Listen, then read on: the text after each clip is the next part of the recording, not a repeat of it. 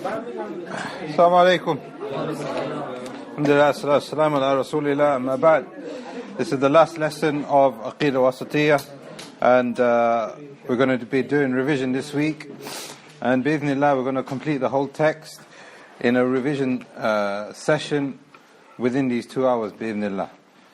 So we have this treatise, and as you have seen over the last 13 weeks, 14 weeks, it's very important. It's a study, it's a text that has been studied over and over again by the ulama throughout the ages, ever since the time the Shaykh himself wrote it and he himself explained it. And in it we have extremely important principles which help us understand the Aqidah of the Muslim. And these principles will also enable us to have a good understanding of the Sharia and our religion as a whole, with things that are contemporary also. And we have seen plenty of those. So inshallah, we're going to touch upon them again and ask Allah to give us tawfiq, but we won't be able to go into the details that we have been into throughout the course. So this translated version we have here is by this brother Asas Busul, and it's a good translation overall, but as we have seen, there are some issues that we've had with it. And he begins the translation in talking about who Ibn Taymiyyah is and some of his authoring and what some of the ulama have said about him. But here, if we go to the introduction, the text of Aqidah al-Wasitiyyah, the introduction. And he begins with the Basmala and the Kutbat al-Haja. And this is the way of the ulama when they write, is to start with the Basmala and start with praising Allah and sending peace and blessings upon the Prophet ﷺ, and also making dua. Does anybody remember the three categories of what this book is talking about? The Shaykh has three categories that he has kind of split for us so that we can understand our Aqidah correctly. Okay, so the last one, he talked about it being akhlaq. And there is no particular order. Well, there is an order, because akhlaq is not as important as manhaj and aqidah, etc. But they were all together. Okay, so we have Aqidah, or maybe we could put manhaj first. Would you say without akhlaq as well, then you haven't got the other two? That's right, yes. So this is what some of the ulama have said. Now, this is what makes up Ahl Sunnah. And this is what makes us different to all other sects. We give importance on understanding Aqidah, which is very important, but how do we understand the Aqidah? If you remember the very last lesson where he summarized, he says there has to be text, there has to be a firm understanding from the Salaf. And he said there's ijma and there's other things that we can use to understand these things. The manhaj, what does it mean by manhaj? What do we refer to when we're talking about manhaj? What does that mean? For those people who don't know what manhaj is. Here you are. You're going to come forward a bit just so you've got access. I know you want to sit next to your friend, but... manhaj. So again, it's similar to what we've got here, and it's the same sort of thing. So where we are following the understanding of the Salaf as-Salih. Okay? And akhlaq is talking about all of those good virtues that he's talked about in the end, and he's talked about many. Some of them include pardoning, some of them include advising, some of them saying, not having bad thoughts, also including, our relationship with those in authority, the rulers, etc. All of this comes with akhlaq. And there's actually a narration from Musnad Ahmad about the rulers. The Prophet ﷺ said, do you know how your dua will be accepted? Do you know how your dua will be accepted? And he said three things. He said, worshipping Allah alone. This is Musnad Ahmad. And it's made Sahih. And I think Ibn Kathir also quotes it in his Tafsir. Worshipping Allah alone. Sticking to the Jama'ah. Okay? So as you can see, worshipping Allah alone, sticking to the Jama'ah. And the akhlaq part here, and this is why I've put I put it next to ruler, but it's about all of these things. He said being sincere to the ruler.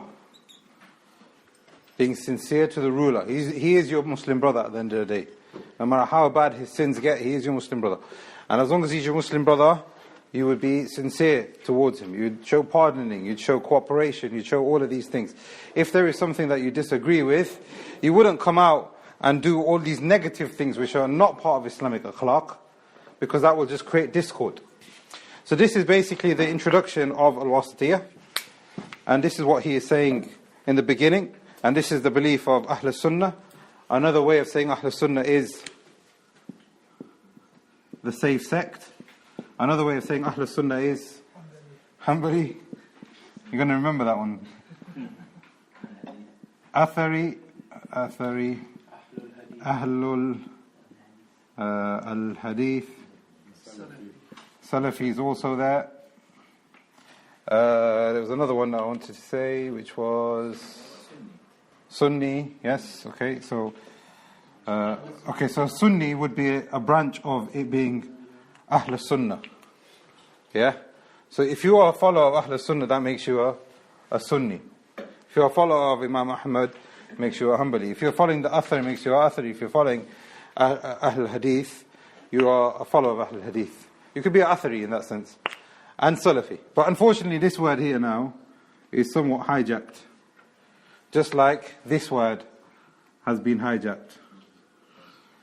So here, what is very important, very, very important, is that whatever you want to call yourself, that's irrelevant.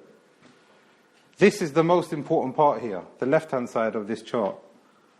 Your Aqidah, your manhaj and your akhlaq have to be acceptable within the bounds of Ahl Sunnah. Doesn't matter what you call yourself. So now there's people who are worshipping Rasulullah in his grave, and not only him, they're not just satisfied with worshipping one person, they're satisfied with, they worship anyone who they deem as being pious, and then they have the audacity to call themselves Ahl Sunnah. We are following the Sunnah of the Prophet ﷺ. Look at that.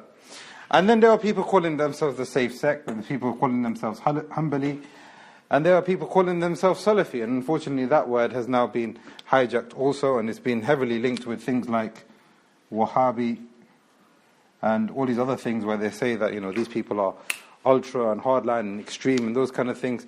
And unfortunately you have people who are still within Salafiyah, but they are maybe not takfiri and maybe not jihadi and all those kind of things, but they still show those traits. And we've talked about that also, how they don't have the third part sometimes, a lot of the time. Okay, so the victorious group. So this is what he is saying. So now in the introduction, this is what he is going to talk about in the book. These three aspects: Aqidah, Manhaj, and Akhlaq.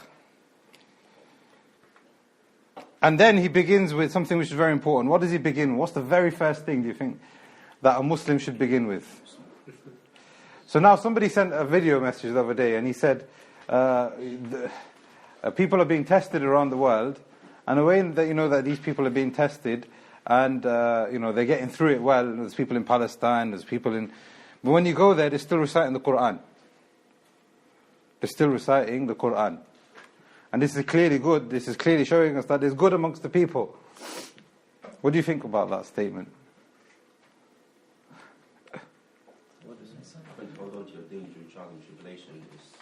That is important, don't get me wrong. That is important. And I hope that was the point that he was making. But I don't think it was the point that he was making. What he was saying is that these people in Burma, these people in Palestine, all around the world, people are being tested extremely, yeah? And, they're going through all this difficulty, etc. But at the same time, when you go there, you find them praying salat and reciting Quran and those kind of things. It's not helping, is it? Why? No, it's not just it's not helping. It could be then? helping, but it's not a sign. It's not. You can't take that as a definitive sign that this is my point. Exactly. Exactly. Reciting the Quran is not enough. Praying salat is not enough. It is a very good sign, don't get me wrong, and you're upholding the religion and you're doing good deeds. But if you don't understand this very important part of what it means to say La ilaha illallah, then you will not be successful. And not only that, it will corrupt your own religion, and it will corrupt the religion of your family and your community. And as we have seen, unfortunately, with the widespread of technology and communication today is absolutely destroyed the whole dunya. Even the people who don't know what Islam is are being affected by those people inside of Islam don't know what Islam is. You get the point I'm making there? And like Ibn Uthaymeen, Ibn Qayyim and others from the Nuniyah that I was going to do in that other seminar, is that they've said, is that once you start misinterpreting who Allah is, and you don't understand that correctly, what you're going to start doing is you're going to start doing that for every single aspect of your religion. And we've seen that. We will see that as well. That they made ta'weel of Allah, and they made tafweed of the names and attributes of Allah, and then they just carried on. What stops them from making tafweed and ta'weel and ta'til and all those things about anything else about the religion? They can do as they please, because they have now the audacity to change what they believe about Allah to the extent that Allah becomes a figment of their imagination. Allah is not real to most of these people. And we know that, and this is what Ibn Uthaymeen is saying also, we know that these people don't believe in Allah in the way that He should be believed. Not that your Iman is strong like Abu Bakr, but the point is that you have the same fundamentals that Abu Bakr had. You have the same principles. Now, if you don't understand that, how can you worship that Lord? How can you have a connection with that Lord? It's not possible.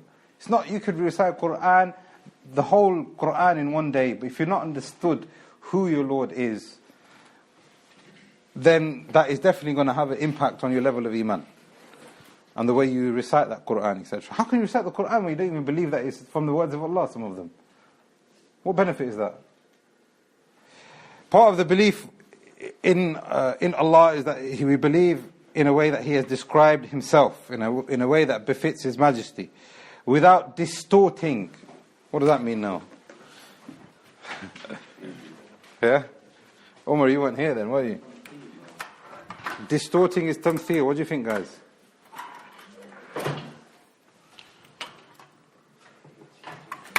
So we have now a comparison between the people of tafweed. What does tafweed mean?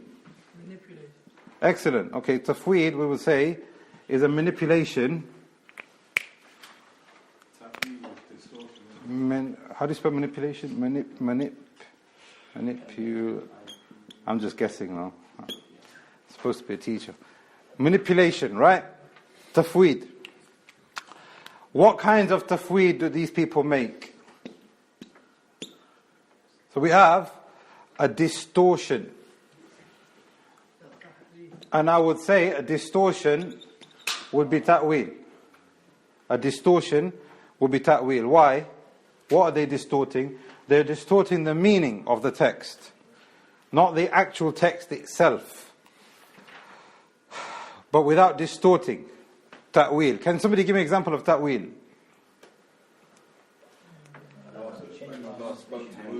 Yeah? Is that ta'wil? That's tahrif. Right, so let's put that on the board now. Tahrif. What does tahrif mean then? Okay, so now we're changing the actual wording.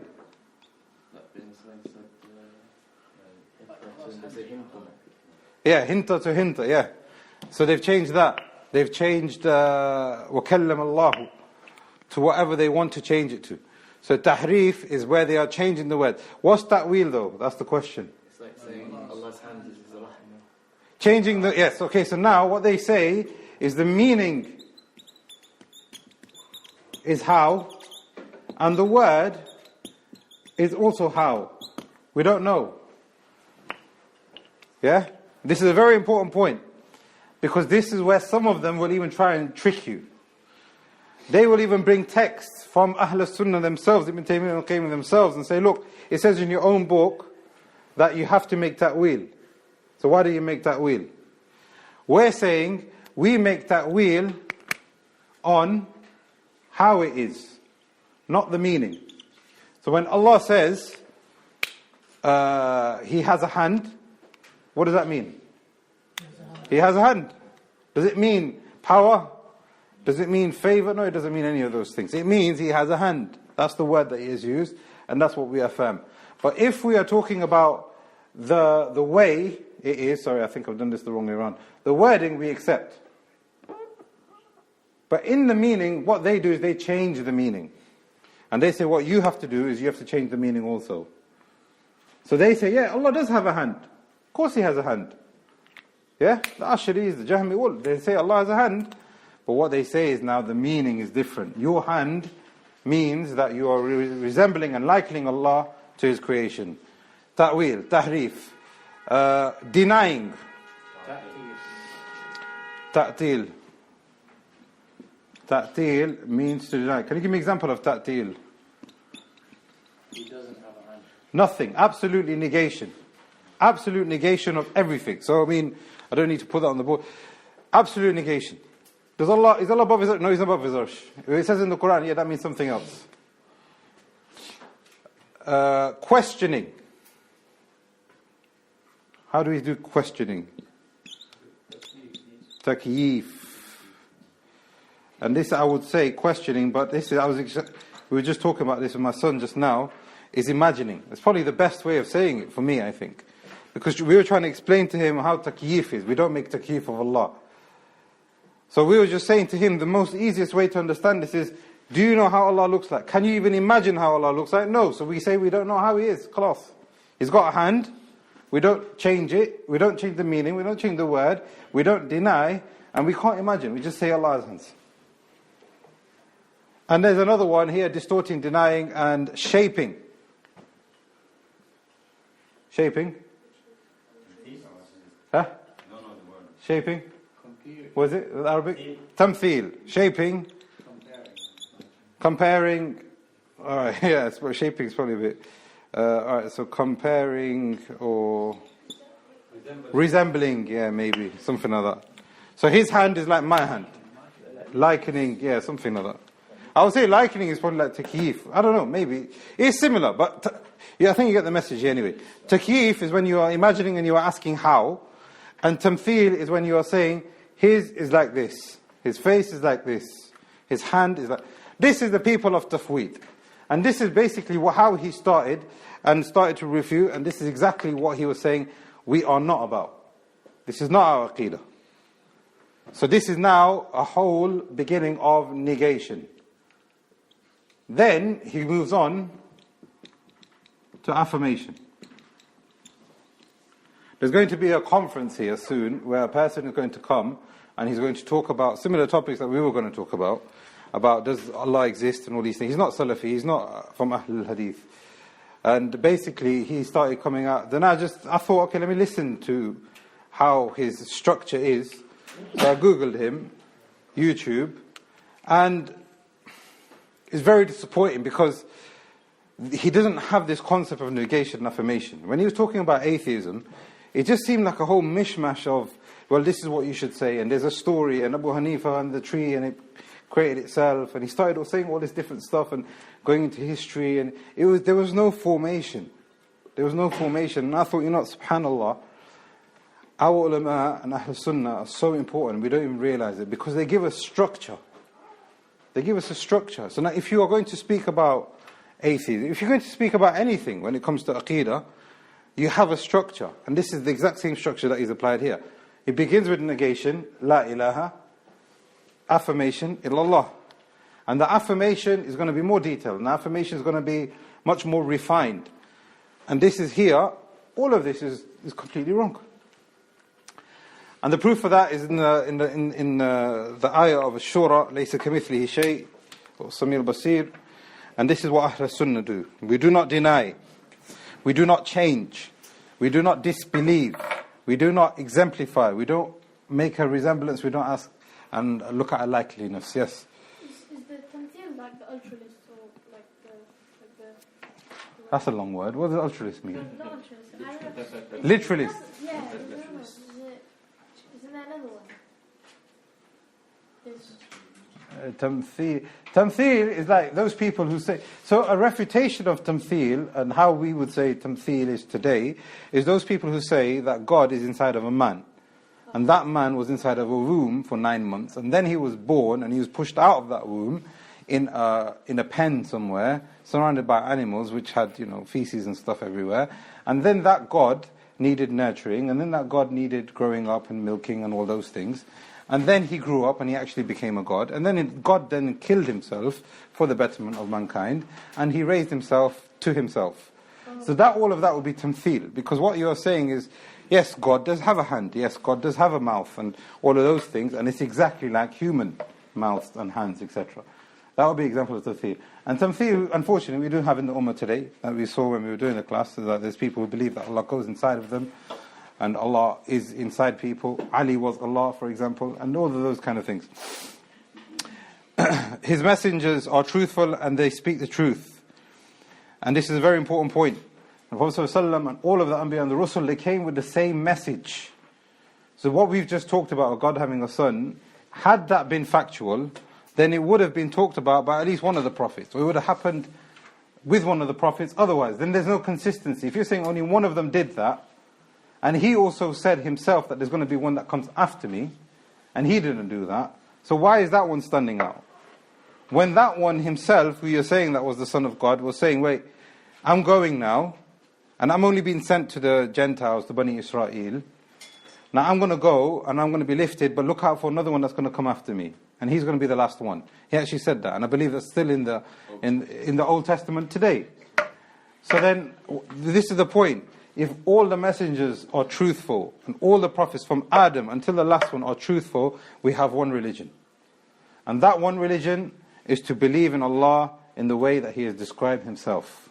Oneness. He is different to His Creator. He is different to His creation. He is separate to His creation. And He is far above any kind of imperfection.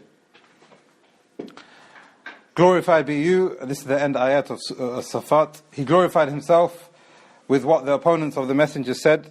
So He's negated for Himself what those people attribute to themselves. From all of the ummahs before us, including the ummah from the people of Qibla who are still within the fold of Islam and the bounds of Islam today. He glorified Himself with what they have said about Him. He, Jalla wa Ala, has combined what He has described Himself between negation and affirmation. This is what we were talking about a moment ago. It's very, very important. So if a person is speaking to you who is an atheist, a person is speaking to you who is a Muslim, or a different religion, we have now a structure. We have now a structure. A person was just telling me a moment ago, he goes, well, there's a woman at work and she's saying, well, why did God create Iblis if He knew Iblis is going to do these things? How is that merciful? What answer would you give to that? Yeah, but why would that be a plan? Why would He do that then? Isn't He supposed to be loving? Isn't He supposed to be... He could just stop Iblis from happening, just create us all good, and then there wouldn't be any harm in the world. Then there wouldn't be a test. But why did He need to test us? Isn't He supposed to be loving? It's not just loving. This is the point. So now what we have to do is we have to negate a conception and then affirm other conceptions. So now, Ahl Sunnah wal Jama'ah must not deviate from the path of the messengers. And this is what they came with, and this was the upright. And this is how piety has remained until Yawm al-Qiyamah. Now we don't have any more prophets, we don't have any more messengers. But we have saints, I'm sure there's a better word, martyrs and the righteous.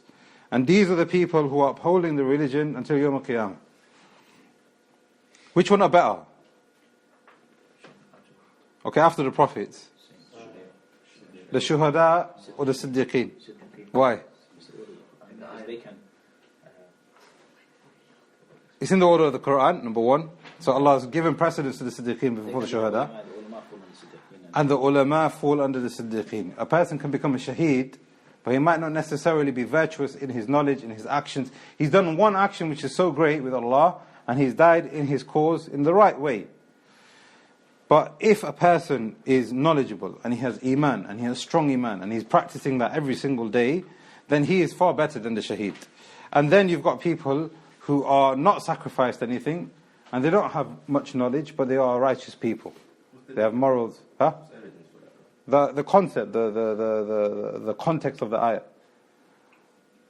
من النبيين والصديقين والشهداء والصالحين. Allah has mentioned them in that order. And this is what Ibn Uthaymeen and others from the ulama of tafsir have said, that there is a reason for that order. And after the Anbiya, the best of the ummahs of all creation, Abu Bakr, because he's a martyr, or is because he's Siddiq? Because he's Siddiq. Allah's names and attributes in the Quran. We have Surah Al-Ikhlas. Why is Surah Al-Ikhlas so important when they're describing Allah? It's a third of the Quran. Negation, affirmation. Yeah? So the first line He is Allah, and He is not like what you think of Him. He is Ahad, which is that means He's unique, the one, and the eternal meaning of Samad. That's one of the definitions. But another definition which has been mentioned by the ulama is that He doesn't need anybody, but every single thing is dependent and needy of Him. He has no beginning and He has no end. He doesn't give birth, and He wasn't somebody who gives birth Himself. No beginning, no end. Is there anybody who qualifies, or any kind of thing that qualifies with those characteristics? Number one, unique. Number two, self-sufficient. But not only that, everything else depends on that thing. And He has no beginning and no end. Can you think of anything that is like that? That is Allah. There is nothing comparable to Him. That's the affirmation. And then there's Ayatul Kursi, which talks about Him in negation and affirmation at length. And then there are several ayat which talk about what Surah Ikhlas, which basically give tafsir of Surah Ikhlas. The ayah of Hadid, the ayah of Furqan. Then he goes on to talk about knowledge. Why is knowledge important here?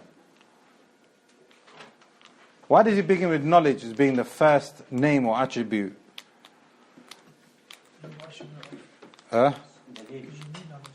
Because you need knowledge, but we're talking about Allah. Dalil. How can you worship Allah if you don't believe in Allah? No, but we're talking about Allah from His asma wa sifat, His names and attributes. The very first thing He said, after saying that negation and affirmation, knowledge is the first name and attribute that we want to affirm for Allah. Not that He's above His arsh, not that He has a face, not that He has hands and not two powers, not that He's not everywhere. The first thing He said is knowledge. Why? Because it encompasses everything, because there's things about Allah that you won't know except through having knowledge. No, but we're talking about Allah, we're not talking about us. There's knowledge of everything. We're talking about Allah. We are affirming, the very first thing we're affirming for Allah is His knowledge. Not us having knowledge of Him. Do you get what I'm saying? Why are we saying the first... You're speaking to a person who believes in all of those things on the left-hand side. So Ibn Taymiyyah, rahimahullah, began by saying, Allah is the most knowledgeable. That's my Aqidah. Why? Because everything is inside Qadr and everything which is... Okay, so but what does that mean then? Why would he begin with that? He begins with knowledge because the people of Tawhid cannot deny it. He's doing this systematically now. So you're denying absolutely everything for Allah. Okay, fair enough. That's your point. Listen to me now. Is Allah the most knowledgeable? If He says no, outside of Islam, clearly. Because now you're believing in something which is no different to a chair. Inanimate object who has no knowledge. So now you have to say that, okay, I believe in a God. I believe in this deity. Okay, now you believe in a deity. I believe in deity. That's good. You are stripping everything away from Him. I have not stripped a single thing. But for me to explain to you who that true deity is, the first thing I want to tell you is that He is all knowledgeable. Do you agree with that? Well, I suppose I have to agree with that, logically. And the dalil is number 1, number 2, number 3, number 4, number 5, etc. What does knowledge mean for Allah? What does that mean, knowledge of Allah? He knows what is good for it, the need of it for His creation, and knows what is good for you and bad for you. Okay, so ilm for Allah, let me just write ilm. He knows what? Say again? He knows what His creation needs, and knows what is good for you and bad for you. Okay, so even before that, let's say He knows absolutely everything. Nothing escapes Him. Nothing escapes Him. That's a very good way of saying it. He knows absolutely everything, and He knew that before He created everything. He knew that in eternity, and He'll continue to know that. Taib. Wisdom. Huh? Wisdom? Ilm means wisdom, maybe, but I mean it's included in, knowing everything. But what does the mean ilm, Ilm mean, So now here, we're talking about here, He knows absolutely everything. He knows, even if, so let's say hypothetical situations. So He knows, I'm writing hypothetical, I don't like that as a word, but I'm just saying here, is that He knows even the things that if you had chosen, which you didn't choose, what would have happened if you had chosen them. Yeah? So I'm going to eat chicken, I'm going to eat lahm, I'm going to eat meat. Today I've eaten meat, He knows that you're going to eat meat, and He knows the actions that are going to happen while you're eating, and everything that's going to happen afterwards. But had you chosen chicken, He would have known everything that would happen, likewise, to your body and all of it. Right. He knows everything that happens. He knows all the hypothetical. Yes, Ibrahim. It's part of Genesis, it's uncreated. Okay, good. So it's uncreated. So let's just put that there. He is the uncreated knowledge of Allah, which He knows absolutely everything about. And is also an action, is also connected to His action. It's connected to His speech. It's connected to Him commanding the pen to write. It's part of His essence, exactly, but it's also an action. So this is my point I'm trying to make here. That He knows everything which is uncreated, that's part of His essence. But this action is actually an extension of that essence. So when He speaks with His own knowledge, which was uncreated. Yeah. If He has chosen another ism or sifa from Allah Azza wa Jal, would it not be similar to this? Because if He denies things which are essence of Allah Azza wa Jal, Yeah. would it not be exactly or nearly the same? You mean, why did He begin with ilm, yani? Yeah, why He began with Because Imam Ahmed, there's a narration of Imam Ahmed, he said that if you meet the people of Tawhid and Qadr, جادلهم بالعلم. Talk to them about ilm. First thing. If you say, for example, I create my own destiny. Yeah, not Allah. Allah doesn't even know. I'm created. People believe in those kind of things. If you meet a person who denies any kind of name and attribute of Allah, Imam Ahmad said, first talk to them about ilm. Because you can't have a deity that doesn't know. You can't have a deity which is ignorant. If then they believe in that, then talk to them about His qudra. I shouldn't say qadr, I should say qudra. There's a difference. Let me get rid of that. Let's say qudra. Is he able? They'll say, yeah, of course He's able. Of course He has knowledge, and of course He has ability. And then you'll be able to refute them for anything that they are trying to throw at you. So if you say, for example, Allah, then that's why then we have the next one, which is might, which is talking about His ability, and the dalil which are connected to that. So if you now, for example, say that Allah doesn't know what I am doing now, for example, Allah has not decreed it, then you say, okay, does Allah have ilm? When was that ilm? Does that ilm happen now, or was it from before? If you're saying that if Allah has ilm right now, then you are saying that Allah is ignorant. Then that's not divine ilm. If you are saying, then they will accept that. They have to accept that, because then you'll be taking them out of believing in any kind of deity, because out of definition. Then you will say, okay, well, if Allah has ilm, He must have ability. Because you can't have a God that has ilm, maybe like a phone, for example, it's got a lot of information, but it can't actually do anything. Right? So now, would you worship that thing? No, because it has no ability. It can't benefit you, it can't harm you, even though it's got knowledge. So then talk to them about ability. And then that's why he went into ability. Then, if you look at what he said next, he went to the will and the irada of Allah. So now, systematically, he's taking them one by one. So yes, okay, Allah is everywhere. No, He's not everywhere. Why do you believe that He's not everywhere? Because, number one, does Allah have ilm? Yes, He does have ilm.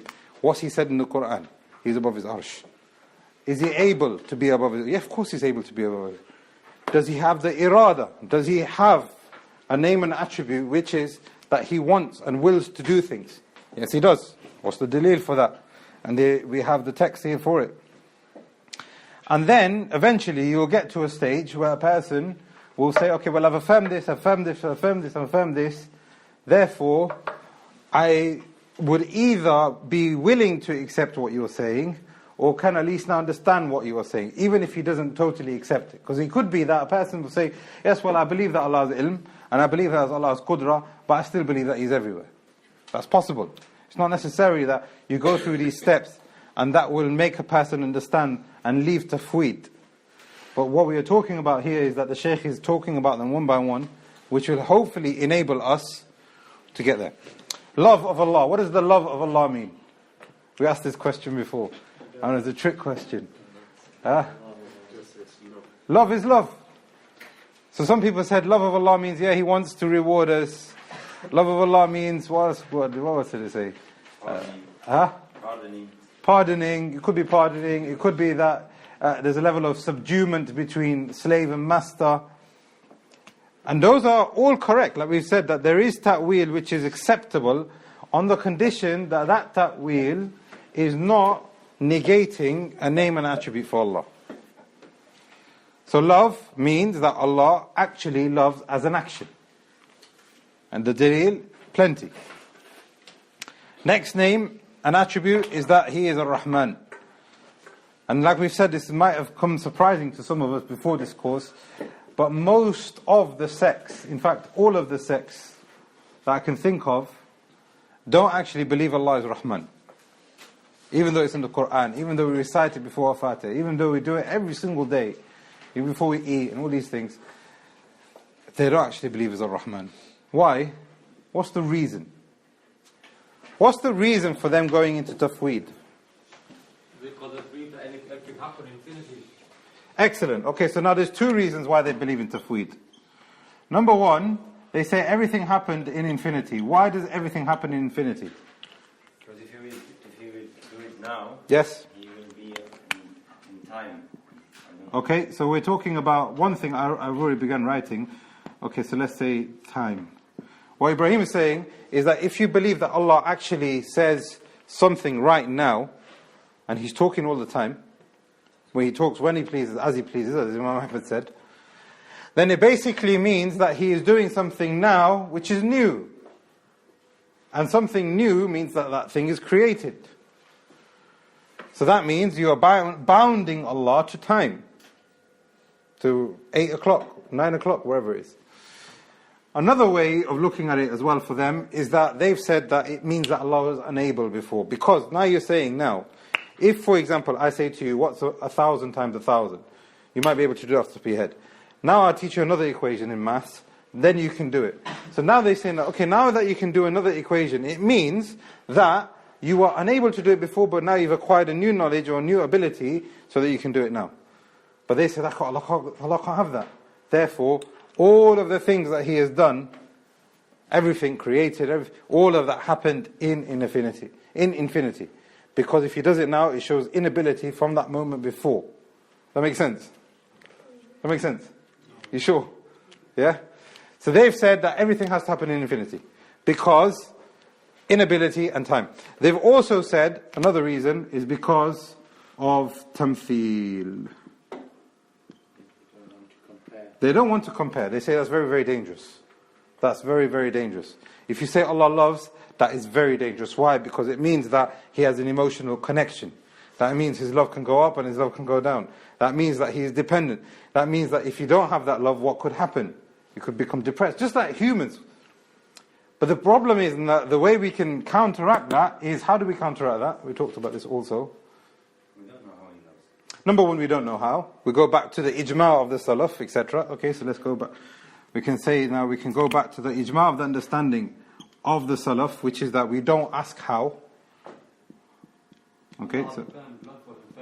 Okay, so that's another thing. So we stick to the text.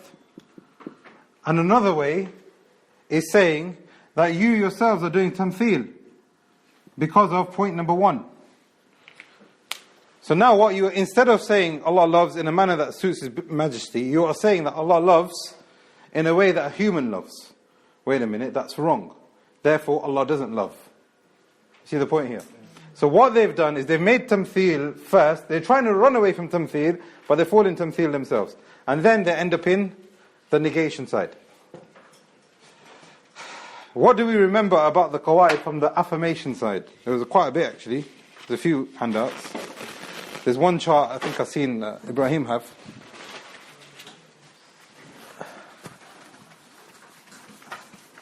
So then basically Ahl Sunnah have said that we have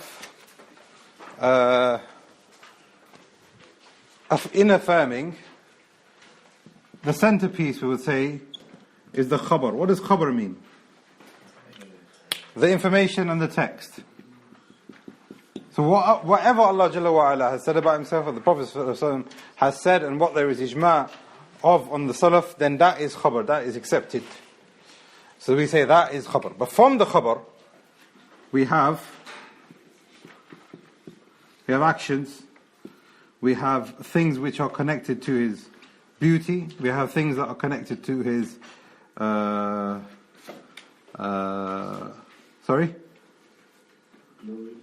glory. I was going to write magnity. Okay, so let's write glory. That's a better word. And we have his essence. Is there anything else that I missed out? Negation. Huh? Negation. So Ahl Sunnah actually do have a negation. How do we make negation? There's 3 steps. Number 1, there's no text. Number 2, there is text. Is Allah oppressive? Is Allah oppressive? How do you know Allah is not oppressive? He says it, there's text to negate that for him. Does Allah have a beard? It's not a nice thing to say, but it's just by way of example. Does Allah have a beard? No, because there is no text. And there's also a third way, which is looking at opposites. What does that mean, looking at opposites? So if Allah is something in the affirmation, that would mean the negation would be the opposite. So Allah speaks in a manner that suits His Majesty. Does that mean that Allah is a mute? No. Allah is not mute. So it's out of negating we are actually perfecting Allah Jalla wa'ala. So these are the 3. Is there anything I've missed out from this one? I feel like I was missing something. Anybody got the sheet that we had? Yeah? Information is the khabar. So that's the centerpiece. So all of that is khabar. So we had that as a separate, I remember in the chart, we had that as a separate entity, but all of it actually is just khabar. Huh? Fitra. Oh yeah, that's a good one. Yeah, fitra. Fitra. How do we affirm for something for Allah? Through the fitra. And this is going back to what we have said here. And this is what Imam Ahmad is applying here. That if you speak to someone who doesn't believe in a name or an attribute of Allah, you can take it back to their fitrah. Do you actually believe in a God that doesn't have any ilm, doesn't have any ability? And say, no, of course not. Of course Allah has all ilm and ability. Even though that they're making ta'weel of ilm. But what we're saying, no, your fitrah cannot accept this. Think about it. Use your head. Your fitrah can't accept it. And there's other things. I'm sure I'm missing more than that. But you have the chart anyway. Mercy. So what does mercy of Allah mean? Allah actually shows mercy. And this is from the khabar, this is from the fitrah, this is from His actions, and this is from His beauty and His glory as well, Jalla wa ala. And there's plenty of dalil. Pleasure and anger is another name and attribute. Does Allah become angry? Does Allah show anger? Of course He does. Does Allah come? Does Allah actually move? How do we know?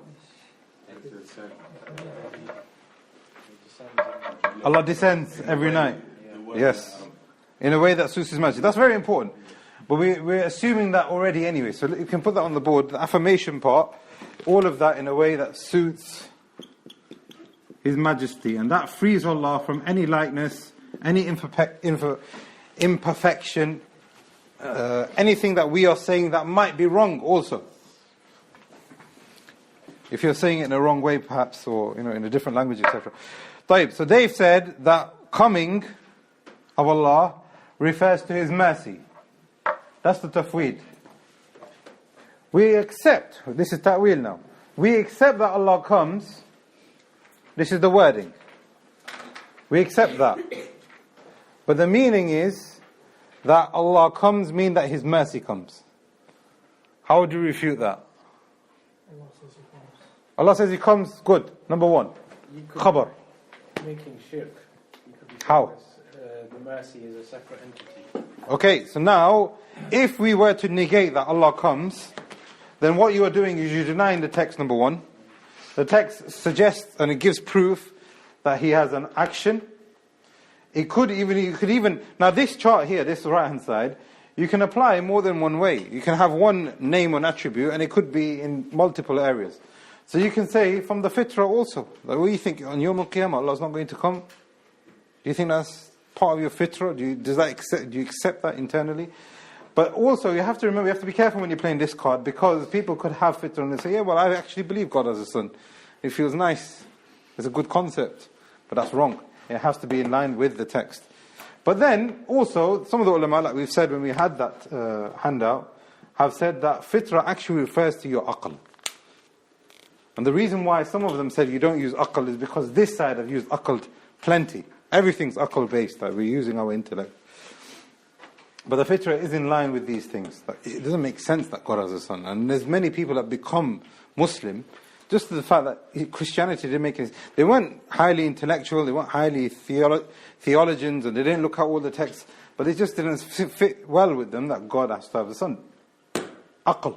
But here also, if you're saying that coming refers to His mercy coming, then you would be negating. Well, Ahl Sunnah will say that, okay, well, if you're going to negate something, then you have to look at the opposite meaning. And the opposite meaning here is that if you're saying that Allah doesn't come, then what is coming? His mercy is coming. So when you are making dua at the end of the night, the last third, if you are saying that Allah is not the one that is physically coming, and that His mercy is coming, who are you making dua to? Do you making dua to? Yeah. How are you going to get that mercy if it stops? Excellent. That's another good point. If the mercy only stops at the lowest heaven, how is that going to come down to you? I didn't think of that. Jazakallah khair. That's a very good point. Coming. Face and hand. Does Allah have face and hands? How do we know? Plenty of texts here. Shaykh al-Islam has mentioned them also. How many faces does He have? He has one face. Wajhu Rabbik. He didn't say wujuh, which is the plural. But here we have, I remember when we did this, we have a qaida which is talking about ta'wil which is acceptable with Ahl Sunnah. Ta'wil which is acceptable with Ahl Sunnah. What is that ta'wil which is acceptable with Ahl Sunnah? Okay, so the first condition is that you are not making tafweed. And the second condition is that there is a statement, or there are statements from the Salaf. There is an understanding from the Salaf. So can you give me an example? And we used the wajh of Allah as that as an example. What does that mean, wajh of Allah? Yeah. It means His face. Means His face, physical essence, part of Him. That is not tafweed. We are affirming that in a manner that suits His Majesty. Number one. Wajh can also mean direction. It could also mean direction. It can also mean ikhlas. It can also mean actions and having them accepted. Acceptance. 4 meanings of the meaning of the wajh of Allah. Some of it is ta'wil with dalil. And you will find plenty of dalil in saying that wherever you go, you will find the face of Allah.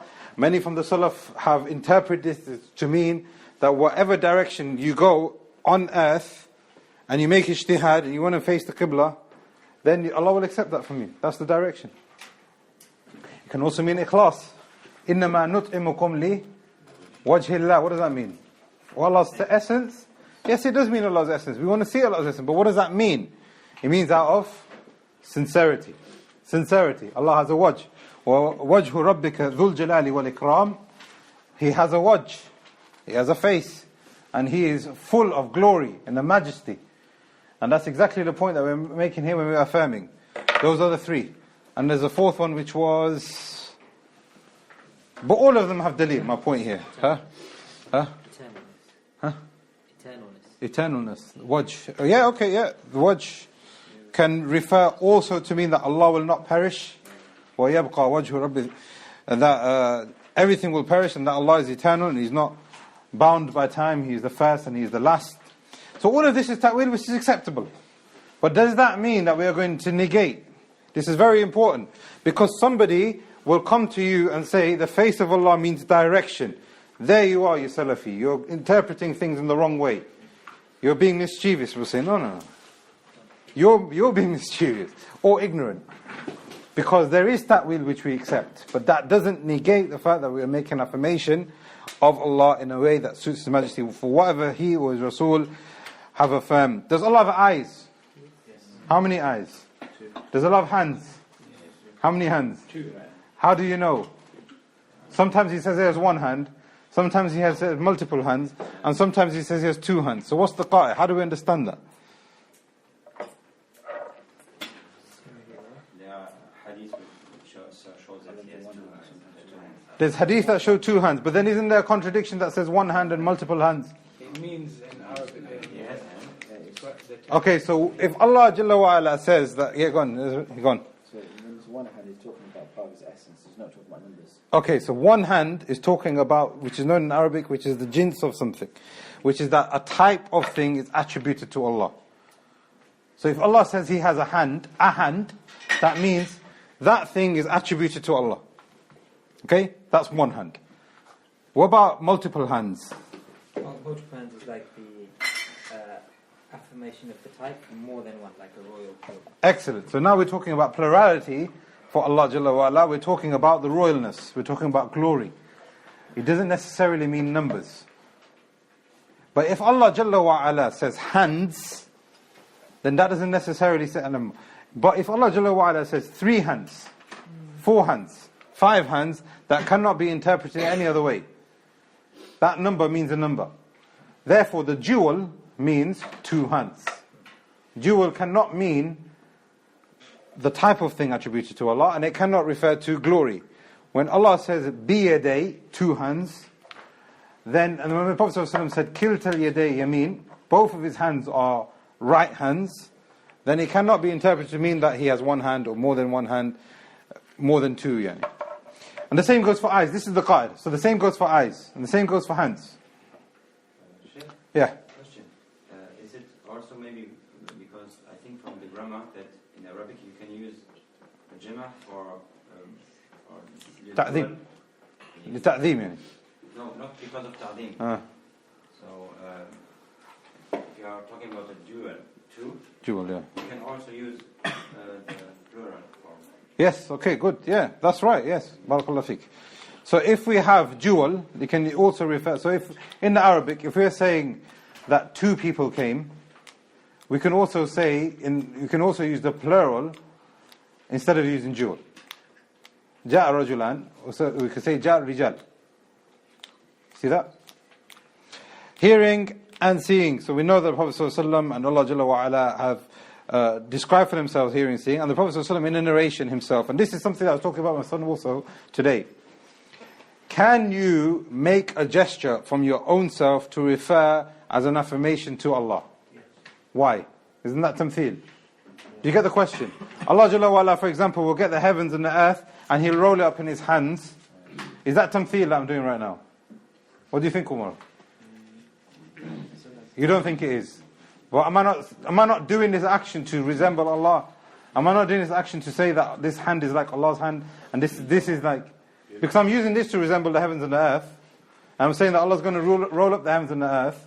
And, He's going to shake it. Isn't that tamtheel? It's not tamtheel. Is it showing the action? It's showing the action. It's showing the action. So the Prophet ﷺ said, Allah is Sami' Basir. With his right hand, he pointed to his right ear. Sami' means he is the hearing. And the Basir, he is the seeing. And there's other hadith where the Yahudi came up to him and asked about the Prophet ﷺ, what is the first thing you're going to be eating in Jannah? And the Prophet ﷺ laughed to the extent, he reclined and he was laughing to the extent that you could see his teeth. Alayhi salam. And when he said that Allah himself laughed, explaining, not tamtheel. And there's ijma' on the Salaf also for this. And that's been quoted by Bayhaqi and others from the ulama, not Bayhaqi, Darimi and others from the ulama. In saying that as-Sami' and Basir, and if you're doing these things with the condition that you don't have the intention of making tamtheel, that people don't understand it as being tamtheel, and all those, there won't be a fitna for people, etc., then that is fine. But if it is going to be a fitna, and people are going to think, oh, look at this guy, he's being mushabbih, he's making tamtheel, and he's sitting on his chair and saying that Allah is above his chair in this manner, and all those kind of things, then that's going to be problematic, and then you cannot do that. That's not permissible. Allah is Sami' and He's Basir. Does Allah plan? He plans. You think so? He's the new guy, man. Go easy on him. So I guess you probably found out from other people that we've already studied that Allah is not planning. Allah is not a planner. Why is not Allah a planner? Because number one, planning.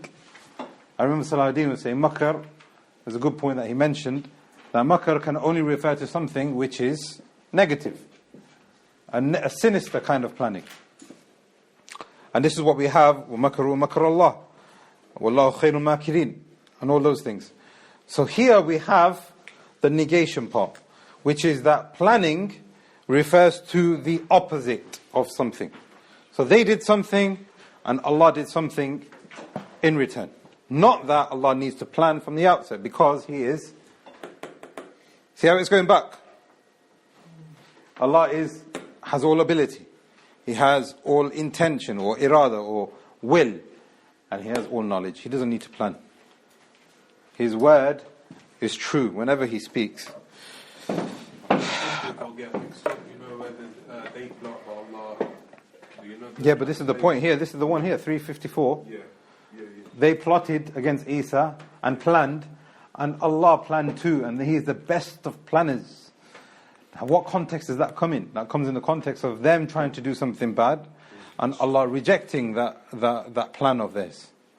But we do accept that verse as it is, as in we accept the translation of the verse as in plan. No, it shouldn't be like that. It shouldn't be like that at all. Because even if you look at the way He's translated it, they've put it in capitals to make it look like Allah has done that action.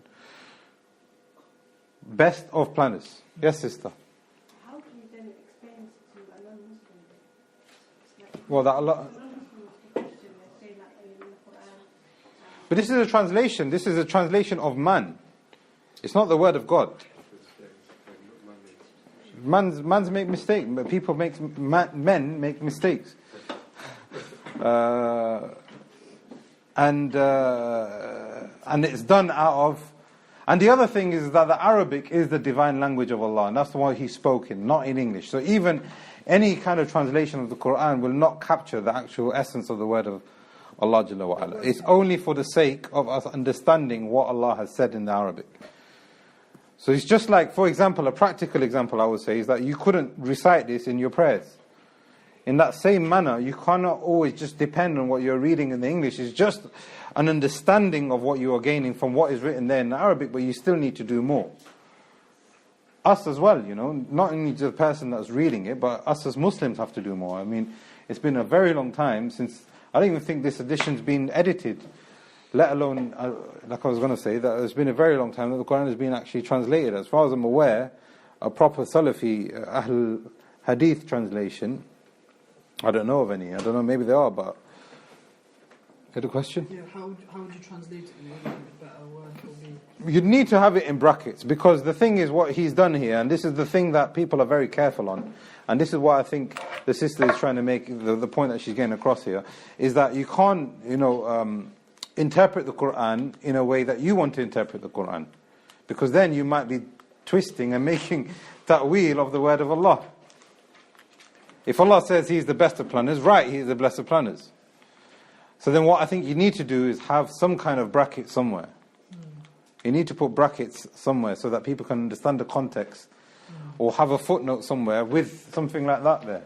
Maybe not so detailed, but a brief line in tafsir or something like that, to highlight that Allah is not a planner. Forgiveness, does Allah forgive? Yes. Surprisingly, most of the sects believe that Allah does not forgive.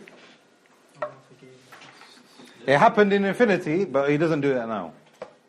You never hear them say that, though. They won't say that, because they don't know their own Aqidah. This is my point. This person who's coming, he's a doctor and he's a mufti. He's coming to Leicester, and he's got a course on atheism and all these kind of things. And I heard his talk when he gave about atheism, and wallahi, I was so disappointed, because not for the sake of, us and them kind of thing. I was actually listening and seeing now, hopefully maybe there's more perspective, maybe he's doing a different approach that maybe I could possibly benefit from. I wouldn't recommend anybody, that's why I'm saying his name. I wouldn't recommend anyone to listen to. But I just wanted to see what angle he's a doctor also. I don't know what kind of a doctor, but he's a doctor. I was thinking that, maybe he's got a good fresh approach. But it was very disappointing. You know why? Because they don't understand their own Aqidah. How can you refute another Aqidah when you don't know your own Aqidah correctly? It's not possible. So now either this person, he is ignorant of his own Aqidah, number one, or and I don't want to say the second one, but it is possible, and we hope that he's not like that. But there are people who try and deceive and try and hide. But I would say most lay people, if you ask them, does Allah forgive? Of course Allah forgives. Does Allah have ilm? Of course Allah. Normal lay people on the street. But their books and what their hierarchy of learning, they don't actually believe in those things. What's the reason? Because they have to make tafweed. They have to make tafweed. If not, it would mean that Allah has done something which He was not able to do before, or Allah has done something now which He didn't do before, number one, or it would mean that He is resembling His creation. These are the two primary reasons why people fall into tafweed. Why those madhabs have fallen into tafweed. And then types of tafweed would necessitate the extent of their negation. The normal one is ta'wil. That is the normal one. But some of them would go straight to tahrif. We've seen, I remember bringing pictures of people doing tahrif in their own books. But some of them go into ta'til, like for example the people who deny qadr. Allah says in the Quran many times that He is, Inna khalaqna kulli shay'in bi qadar. Allah has created everything with qadr, etc. There's many proofs in the Quran and the Sunnah. We know the hadith of Jibreel, for example. What they do is they deny that. They straight up, it's what Ibn Taymiyyah said, they deny that. And what they say is that we deny these narrations and these ayats, and we give precedence to something which is safer. That is one of the reasons for them people doing ta'til. So you might think, how can a person deny an ayah? So what they are doing is that they use it with the understanding of giving something else which is better. So what they say is that Allah is not oppressive. Now if you believe in qadr, it would mean that Allah is oppressive. So what they say is we make ta'til of the ayat and the hadith of qadr because we are giving precedence to Allah not being an oppressor. Do you get the point? So that's tahrif. They have to do tahrif, they have to do ta'til, they have to do takyif, and they have to do tamthil sometimes. This is unfortunately what has happened to this ummah. The might, we've seen might before, we've seen the oneness of Allah, and this is very important now because now he's talking about the oneness of Allah. And this oneness bit here, we talked about how really important it is for us to, this is the point I was just making a moment ago. If you don't understand the oneness of Allah and the difference between the creator and the creation, then you will not be able to refute atheists. You will not be able to refute any religion, let alone understand your own. It's very important to understand that Allah, there is nothing comparable to Him. That He is completely separate from His creation. He is a creator. And He doesn't have any kind of resemblance or need to the creation. Therefore, He is separate and outside of His creation. And there's ijma on this also. He is above His arsh. Many proofs here. He is high. What does the highness of Allah mean?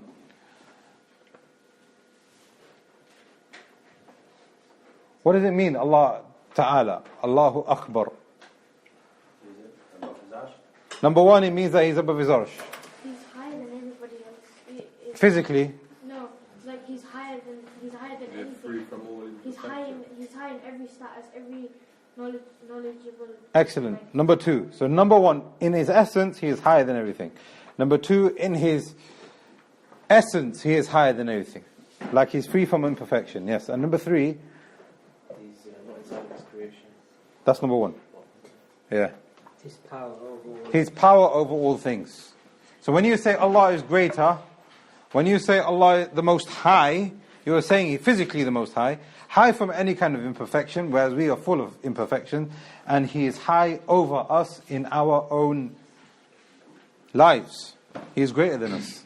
Yeah. Is it also a thing where we can use the fitra when we are talking to somebody who denies that the highness, that we, from our fitra, we know that He is high? Yes, definitely, because this is why he talked about oneness. That's from the fitra. If you believe Allah is one, then from your fitra also, you will know that He's above His arsh. Then you will know from your fitra also that He is high above all of creation. طيب. Omnipresence, is that a right word? Omni means everywhere, presence means presence. He's present physically everywhere. That's a wrong translation.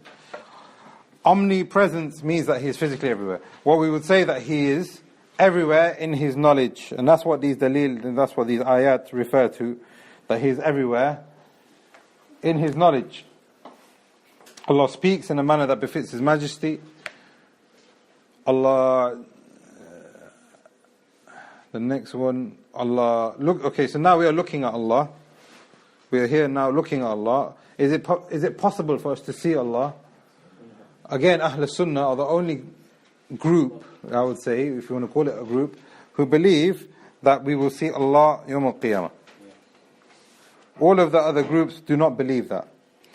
And the closest to us are the Ash'aris, who say that we will see Allah, but without a direction. So where will you be looking? We don't know. But Allah exists without a direction. This is what they say. Allah exists without a place. You can't confine Allah to a time and a place. Therefore, you will see Allah, but how you will see Allah? Without a direction. The Jahmis and the Khawarij and the Mu'tazila and all of them say that you will not see Allah. Not possible. But we will say, and the Sunnah say that you will see Allah. And then he gives proof from the Sunnah to affirm all of these that we have just taken. So it's not just the Quran that he's relied upon. And then Allah Jalla wa Ala affirms for Himself that He is close to His slaves. What does that mean, He is close? If you're saying that He's above His arsh, how can He be close? With knowledge and power. With His knowledge and power. Allah is close with His knowledge and power. And His support. So there are two meanings. There's a third one. Huh? Is it mercy? No, Blessing, mercy. He will answer your call. So support, protection, and His knowledge. That's what the closeness of Allah Jalla wa Ala means.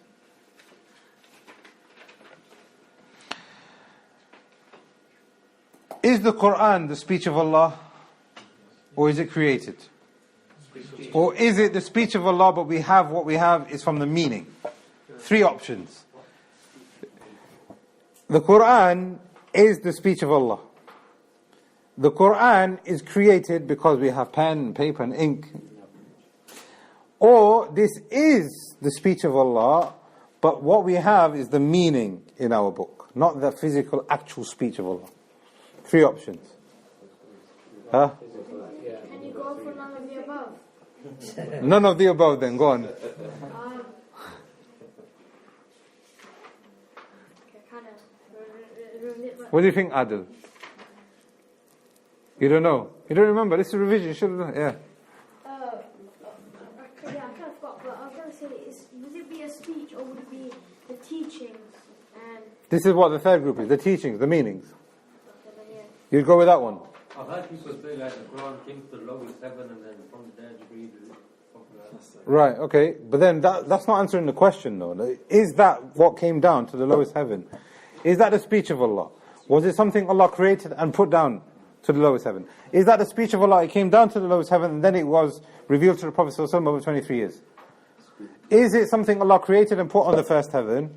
Or is it Allah spoke it, Jibreel took the meaning, put it in His own words and then put that on the... It's directly the speech of Allah. That's Ahl Sunnah. The Jahmiyyah and the Mu'tazila believe that is the created word of Allah, created this book and He put it down. And the Ash'aris believe that this is the meaning that we have and it's not actually the word of Allah. But when you recite it, you'll be rewarded, etc. Why is that important to this? Why is that important to us today?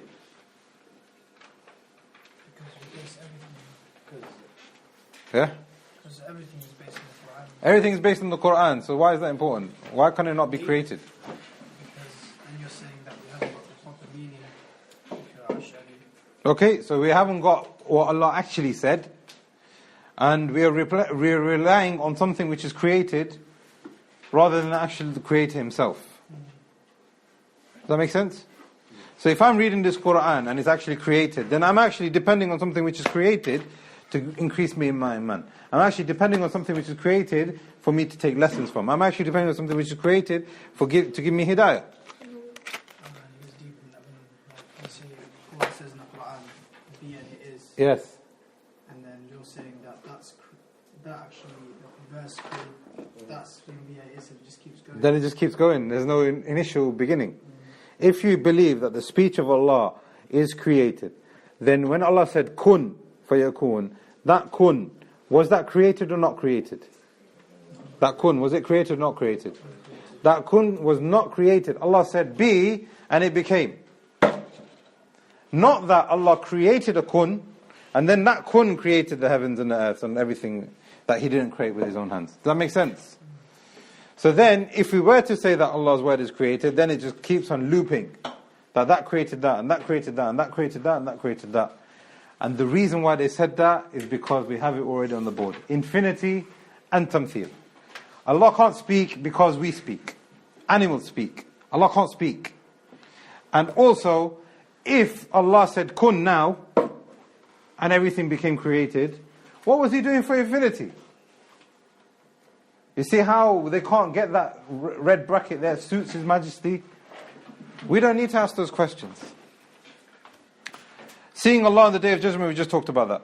The punishment of the grave, and we talked about that when we were describing the ahwal, which is known with the ha, of the stages of death and what happens when people pass away. What's the very first thing that happens when a person passes away? His soul. And this is what we talked about, that there is a Yawm al-Qiyamah which is the Kubra, and there's a Yawm al-Qiyamah which is the Sughra. The blue one is the light one. The red one is the hot one.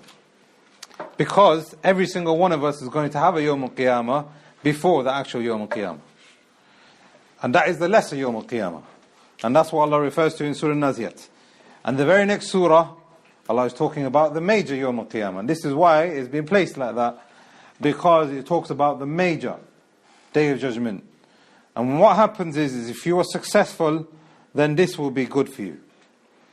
If you are not successful, then this is going to be the beginning of eternity in a trial.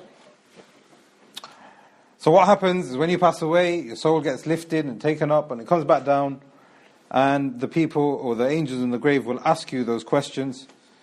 And then when you are resurrected, there will be people underneath the arsh and there will be people outside of the arsh. When they are there underneath, and the Prophet ﷺ said that there will be so many people on that day, we won't be able to see the floor.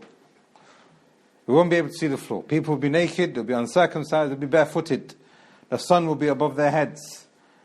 And they will be screaming to Allah, "Oh Allah, put us in the hellfire, because that is going to be easier than this." This is how they will perceive that day, which is 50,000 days, 50,000 years long. But for the people underneath the arsh, the Prophet ﷺ said, it was like it is bayna salatain. Like it is between Dhuhr and Asr. Like it is between Asr and Maghrib. And subhanAllah, the hikmah of Allah, between Asr and Maghrib, which is Yawm al-Jumu'ah, on that day, today, between Asr and Maghrib, your dua is accepted. The same period of time in the dunya, which is maybe 2 hours, 3, 4 hours maximum, is the same time that you will be underneath the arsh. May Allah make us of them and our families, will be on that day. On that day you'll be laughing, on that day you'll be enjoyment, but still you will not be happy. You will look at the situation outside and you will see people going through torment, and then you'll go back to that state of fear again. The prophets will be fearing, the angels will be fearing, and there will be something that we'll be giving on that day, which is a quenching and a reassurance and a support, which is the pool of the Prophet ﷺ. 1,000 months worth of journey squared. Prophet ﷺ in some narration said, "Bain Sana'a and Damascus," or Basra, I think. Sana'a and Basra. Another narration like we have today between Jeddah and Bahrain. The whole peninsula wide, that's how big the hold is going to be. I used to live in Riyadh, which is in the center of Riyadh, Saudi Arabia. When we used to drive to Makkah and Medina, it used to take us 10 hours driving. Some people used to take 8 hours. Some people used to take less. But the point here is it takes a long time. And that's from the middle. So if you won't go from one side to another side in a car today, you're looking at nearly a day driving. Which isn't easy. Trust me, it's not easy. 1,000 months driving. 1 month. 1 month each way. And this is just the hold given on Yawm al-Qiyam. Not in Jannah yet. Its water is whiter than milk, and it's sweeter than honey, and it smells more beautiful than musk. And around this hole there are cups which look like stars. But there is something we have to pay attention to, which is that the Prophet ﷺ will be calling people to come and drink from it because he is Ra'uf Rahim, he is pardoning and he is merciful. But some people, the Prophet ﷺ himself will be rejected. Can you imagine? This man is the one who will commence Yawm al-Qiyamah. This man is the first person who will come to Jannah, enter Jannah, but on that day he will not be able to allow people to drink from that hole. Look at that. Nobody will be able to speak except Muhammad ﷺ on that day. But on that day he will tell people to come and drink from his hole, but they will be rejected. The Prophet himself will not be... Who are those people? The people of innovation, the people of major sins, the people who had no respect. Is it the Prophet that rejects them or the angels? The angels will reject them. The Prophet ﷺ said, let them come, let them come. And then you'll have your deeds weighed, and Allah will speak to the people how many times? 3 times. 3 times you will have your book placed in front of you, and 3 times Allah will ask you why. Why? The people of Jannah, they'll have it easy for them. This is your book. Go. You've passed. There's nothing for me to speak to you about. The rahmah and the mercy of Allah is upon you. Then, the whole of the heavens and the whole of the earth will cease to exist. Be completely destroyed. And whole of mankind and jinn will be gathered on the Sirat. And the Sirat is a bridge which is thinner than a hair and is sharper than a sword. And the Prophet ﷺ said it has thorns, which are the thorns of Sa'dan, which are basically curling like that. If you Google it, you'll find it. They are curling in on themselves. Imagine you've got a bridge which is extremely extensively long, and we saw the hadith when we were explaining it, that it takes over 70,000 years to get across. And Jahannam itself has over 70 different departments and compartments, etc. And on top of each one there are 70,000 angels. So for us to get across that, it's extremely long. And it's thinner than a hair and it's sharper than a sword. And it has thorns on it. And the whole of mankind will be gathered on one end. And it will be dark. And nobody will be able to see from a Muslim, from a non-Muslim. It will be completely pitch black. And the people of Iman will be saying, Allahumma sallim sallim. Oh Allah protect us, oh Allah protect us. And what we will witness is people crossing that bridge, or trying to cross that bridge, and they will fall over one by one. Until the people of Iman that are left. And the people of Iman will get across, some of them with a blink of an eye, some of them like a camel, some of them like a horse, and some of them like they are walking, and some of them unfortunately will fall in. May Allah protect us. Until they get to Jannah. And when they get to Jannah, the doors will be made open to them. And the Prophet ﷺ on the Day of Judgment will intercede for his ummah and the people. And some of the ulama have said that intercession will actually happen on the Sirat also. Oh Allah, protect people from my ummah from falling in. Yes, Sami. Will we be like small or something? No, we will be the same way that Allah created Adam alayhi salam. How tall was Adam? Do you know? 60 cubits high. There's actually, I don't know what they were doing. They had too much time on their hands.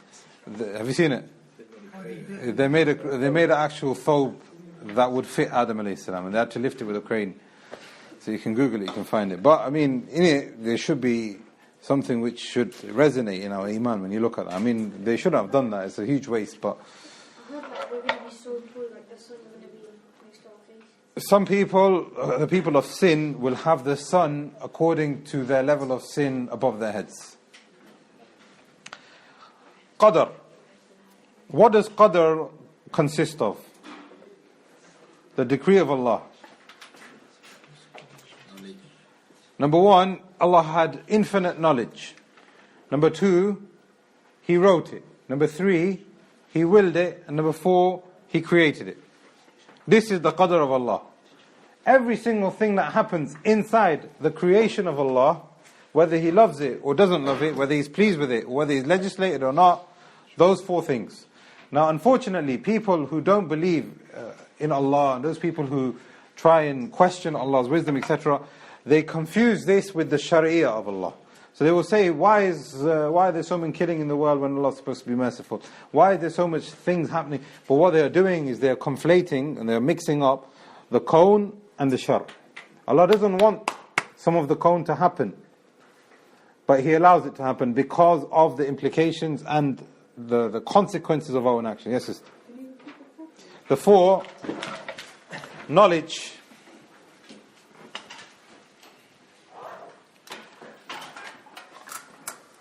Okay, so I'll just turn this around.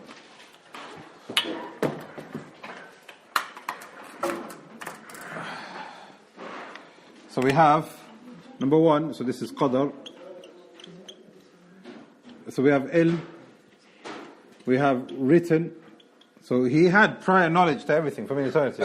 But at the point of writing, He told the pen to write, and it wrote. He willed, when it was writing, yes, this is what is going to happen, Yawm al-Qiyamah. Until Yawm al-Qiyamah, I mean. And number 4, He then created. And all of this includes the Qawn, and all of this includes the Shar. But we have to differentiate between things that Allah is pleased with and loves, but then those things that He allows to happen. If you followed His Sharia correctly, then the Qawn would also be perfect. But it's from the wisdom and the decree and our own sins that those things don't happen. Therefore we are tested. And from those tests there come a great deal of good also. Iman. What do we mean by Iman? What is Iman? What is Islam? What is Iman? We can go in a loop all day if you want. Mahi, what's Iman? Do you remember? What's Iman? Okay, so now we said Iman consists of your beliefs, your speech, your statements, and your actions. But then how do we reconcile with that when the Prophet ﷺ was asked and he gave a different definition? That he said Iman is to believe in Allah and the Malaika wa Kutub wa Rusul. That comprises of statements and actions. The definition, the 6 pillars of Iman, to believe in Allah and His angels and His books and His messengers and etc. All of that consists of you having Iman internally and having actions and statements. If a person doesn't have Iman internally, is he still a Muslim? With us, as in, would you still class him as being a Muslim? If you don't know, So we go by his external. We go by his external. So if he is praying and all of these things, but you see statements of nifaq, you see statements, you can't call him munafiq. He's still a Muslim. And this is what Shaykh al-Islam is saying. Ahlul Qibla, besides their sins and besides their faults, they are still Muslim. The Khawarij deem people to see a fault as a blip in their Iman, therefore he cannot have Iman. So what is the second mas'ala that we took? The first one is the definition. Iman comprises of your internal and your external. But the second one is that Iman is not static. Goes up and goes down. Goes up and comes down. Goes up with good deeds. Comes down with sins. And this is very important because the Khawarij say, no. Either you have Iman or you don't have Iman. You can't be with Abu Bakr and Fir'aun at the same time. This is the kind of kalam that they have. Either you have Abu Bakr or you have Fir'aun. You can't have both. And this is very similar to what the Murji'ah say. What does the Murji'ah say? They say the same thing. It's the same argument. They say either be with Abu Bakr or be with Fir'aun. But being with Abu Bakr means that you say La ilaha illallah in your heart and khalas, that's enough. That's what Abu Bakr had, that's what you need to have. Fir'aun didn't have that. Therefore, he was not a Muslim. Therefore, their definition of kufr is to not realize Allah exists. That's the Murji'ah. To not realize that Allah exists. The definition of kufr with the Khawarij, major sin. Minimum, major sin. Maximum, kufr, shirk, nifaq. Yes, they believe that. This is why we had intercession from our Aqidah that we believe in. They deny intercession. They don't believe in minor kufr, do they? They don't believe in minor kufr. Why? Why? It's all kufr. Major sin is the same. If you, for example, if you had riya, for example, minor shirk, or you drank alcohol, if they say you are outside and destined to hellfire by drinking alcohol, then what about shirk, minor shirk? That would be even worse.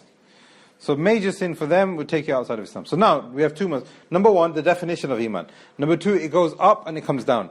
Number three, can Iman be divided? Can a person have Iman and kufr, Iman and shirk, Iman and nifaq? What do you think? You just go.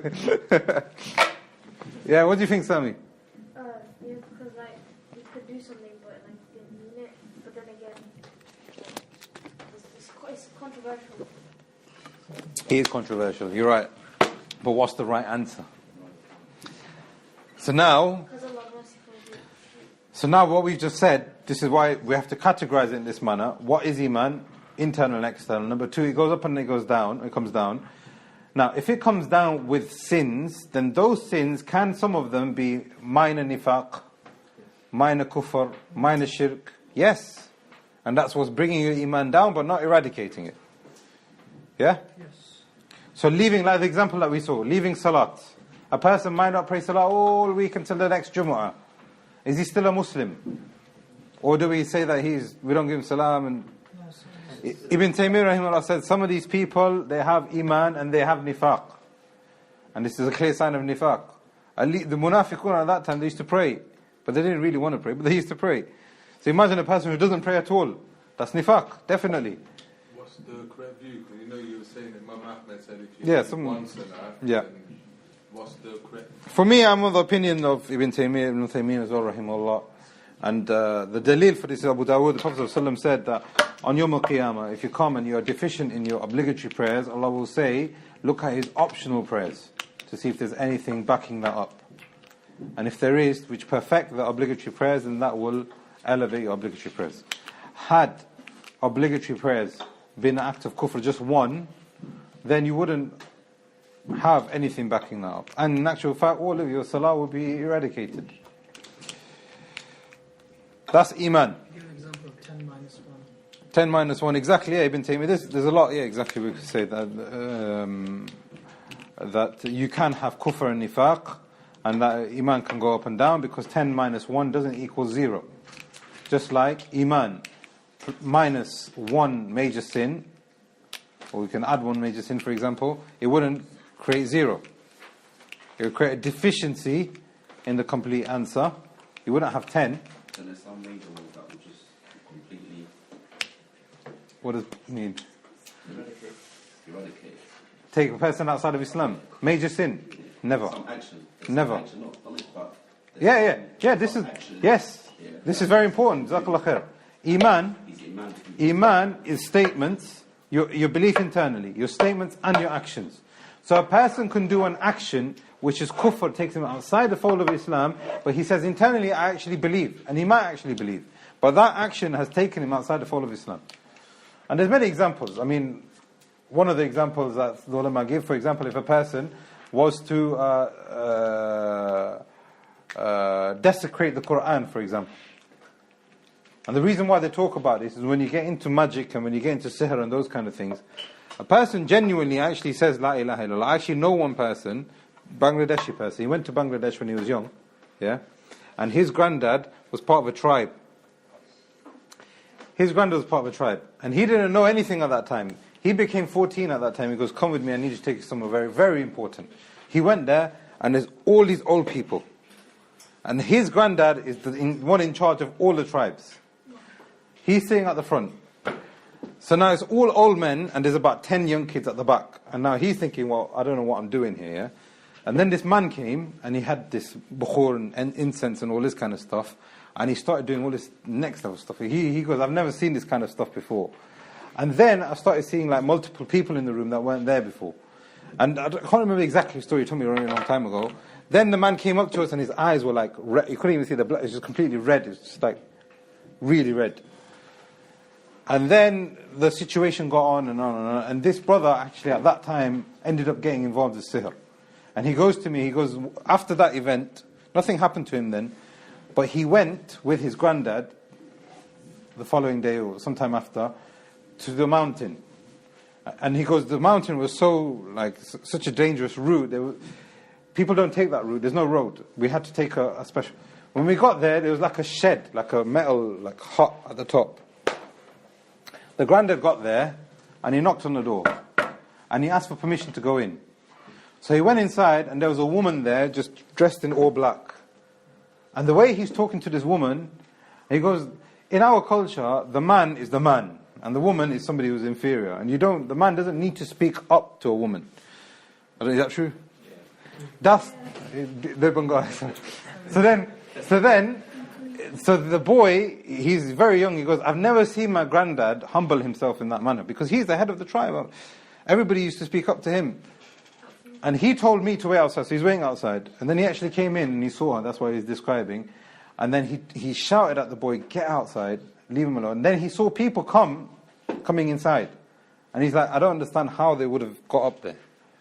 And he's talking, and there's some stuff that he's saying that he didn't even understand the language that he's speaking. Now, the point here is that this person, now, he's a practicing brother, and he thinks that there's something that's still influencing him from that time, but he actually believes in La ilaha illallah. He got involved with sihr.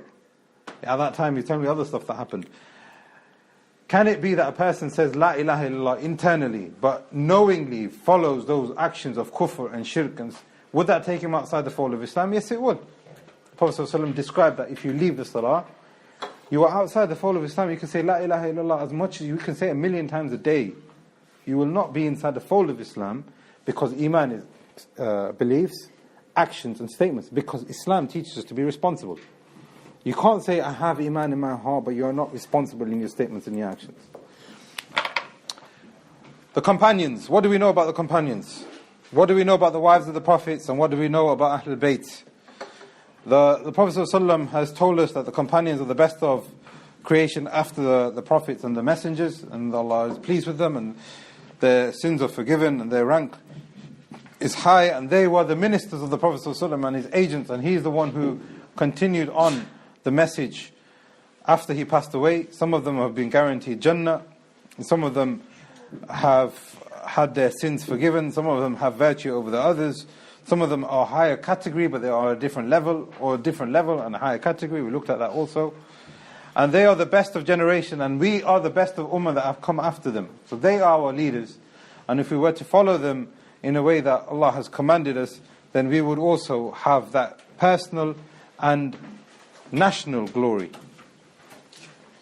And it's really as simple as that. But unfortunately, there are people who revile the companions, they say bad things about the companions, they make takfir on the companions, because of what we were talking about before. Because if they can say anything they want about Allah, then they can say whatever they want about the creation, and they can leave the Aqidah of Ahl Sunnah, they can leave the manhaj, and then they can leave the akhlaq. And they can fall into making ta'wil and ta'til and whatever they want. If they can do that about Allah, then if you say to them, listen brother, don't say bad things about Ali and Muawiyah, they will say, I don't need to follow what you say about Muawiyah. Why do I need to? If they've done that about Allah, and they made ta'wil and tahrif and all those things about Allah, what stops them from saying about Ali and Muawiyah? No difference. And there is nothing that stops them from making ghulu and excessiveness about certain people.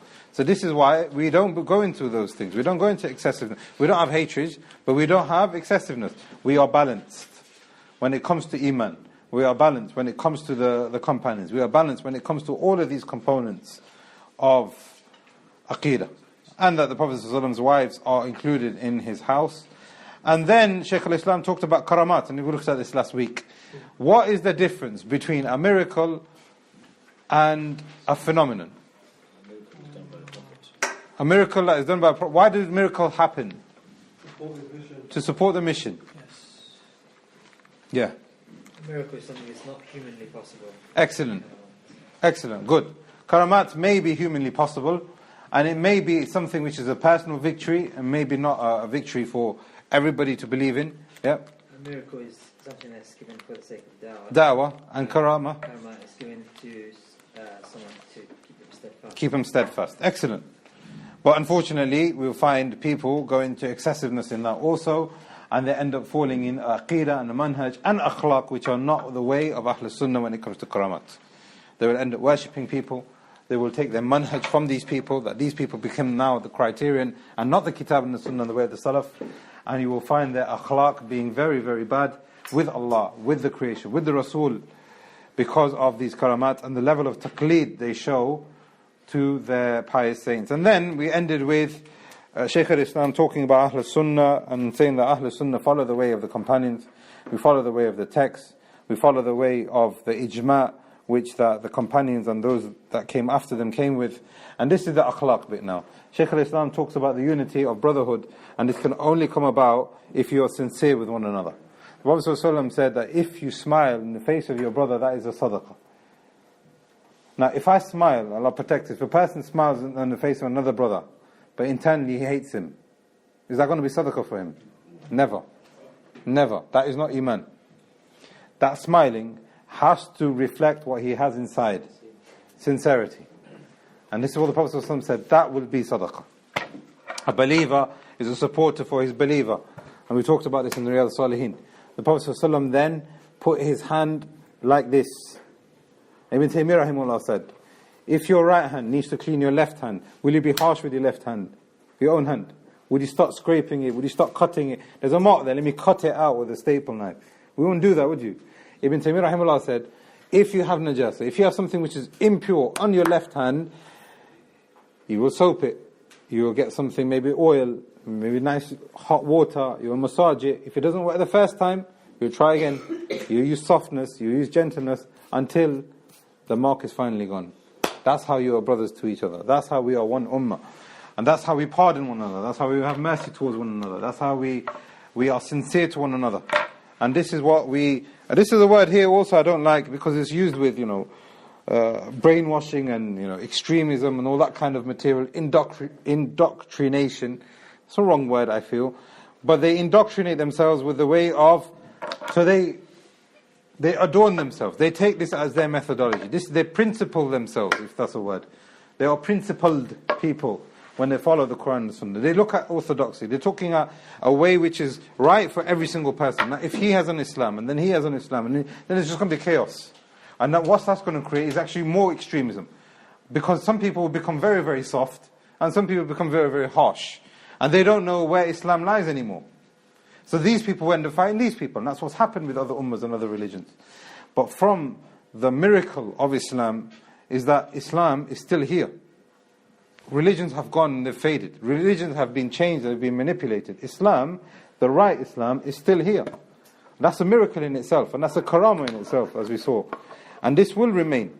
But we have to learn what that orthodoxy is. And that orthodoxy, in actual fact, people say that it's Wahhabism and it's Salafism and it's ultra and it's extreme. But that is the religion, understanding of the religion, which will make us live in the West in a comfortable and a harmonious and a peaceful way. And we talked about that and we gave examples of that. And this is one thing of the things I wanted to get through with the seminar also, but another time we'll look at that. Because once I was studying with the Sheikh Saad Shithri, and we were talking about, the lesson was talking about maqasid of the Sharia, and we will study this in itself, but what he did in that particular series was how it applies for us living today, not in the West, but how we live today. Now once we were studying that, I was actually thinking that, you know what, some of the stuff he's actually saying can be applied for us in the West, because the way Islam is in Saudi Arabia is not the way it is in the West. I think we can understand that. The way it is in Europe, the way it is in England, the way it is in America, the way it is in Africa is not the way it is there. We're not talking about your methodology that you follow the Quran and the Sunnah and understand it sort of solid, but what we're talking about are some of the challenges that you face and some of the compromises that you may have to make. But those compromises can be made within Islamic law. It can be, and we gave an example of it last time. That woman doesn't have to be dressed in a black way. It doesn't have to be seeming as if we are opposing them. You don't have to wear a thobe. You don't have to wear, and this is just clothing. Imagine about all these other things. Bid people, another example now, is suited. Maybe some of the kids and even the adults, even myself can benefit from this. If a person says to you, Merry Christmas, can you say Merry Christmas to them back? If somebody gives you a gift, would you give them a gift back? I think everybody here will say no, they won't. That's fine. And even the law and even the government, etc., will say that, okay, that's your liberal right. You can do that. If you don't want to practice Christmas, then you don't have to. Even Christians themselves don't do it. But they see that as a sign of extremism from you. Why? Because they see that you don't want to live in the West. You don't want to conform. You don't want to...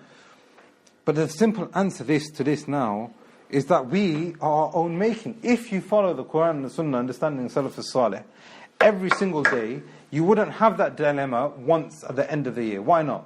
Because your neighbor, your work friend, your classmate would realize that this person is a Salafi. This person is representing proper Islam. Why? He is pardoning. He is merciful. He's always bringing me gifts. He's always being nice to me. He's always giving me good advice. He's always a good friend.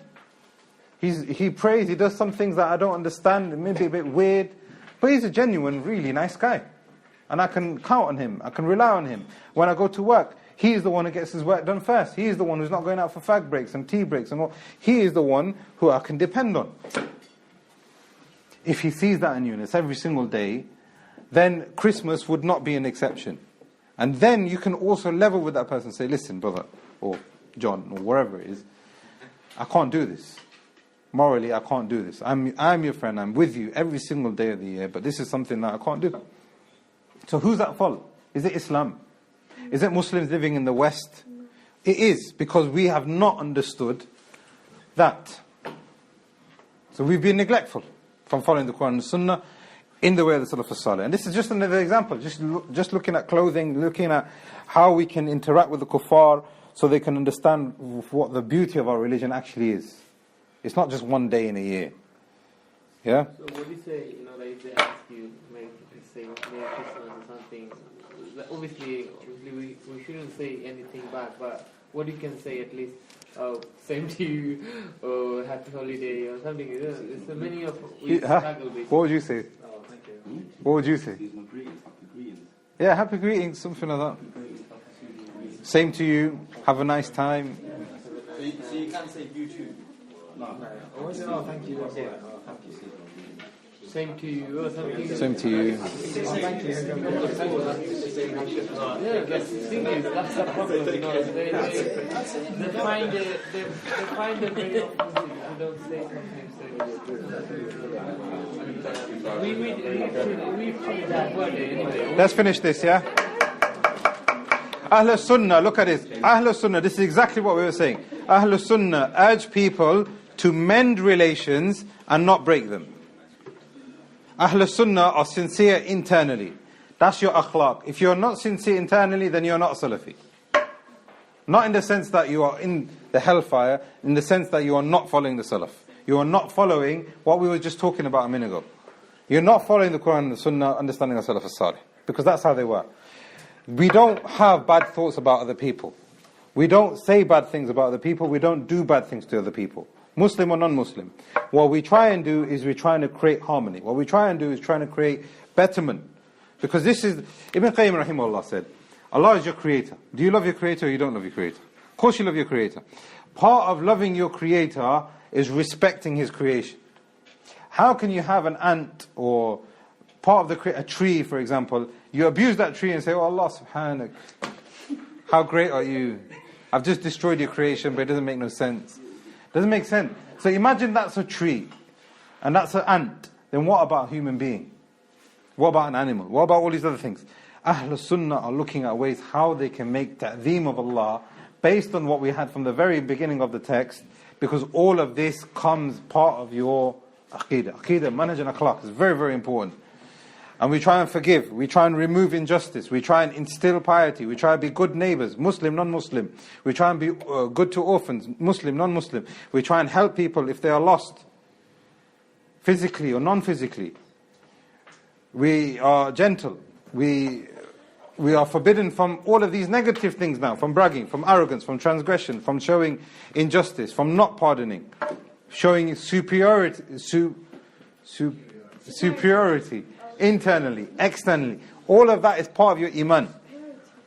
And this is the path of Islam. And this is what this ummah has come with. And those people who deviate from these sects, these three, they fall into sects.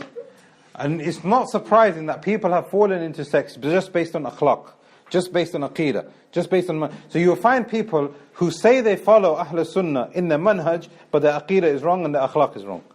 You will find people saying that they follow Ahl Sunnah in manhaj or in aqidah, but their manhaj is wrong and their akhlaq is wrong. You will find people saying they follow Ahl Sunnah, but they are wrong in their akhlaq, but they are right in their manhaj and aqidah. But they're deviated. That's why he's put that here. And he's telling us to follow the way of the Jama'ah, and this is what will be victorious until the Day of Judgment. And may the peace and blessings be upon the Prophet ﷺ and his family and his companions and all those who follow him. I ask Allah to make it beneficial for us all and give us the light of Iman in our hearts and in our actions and our statements.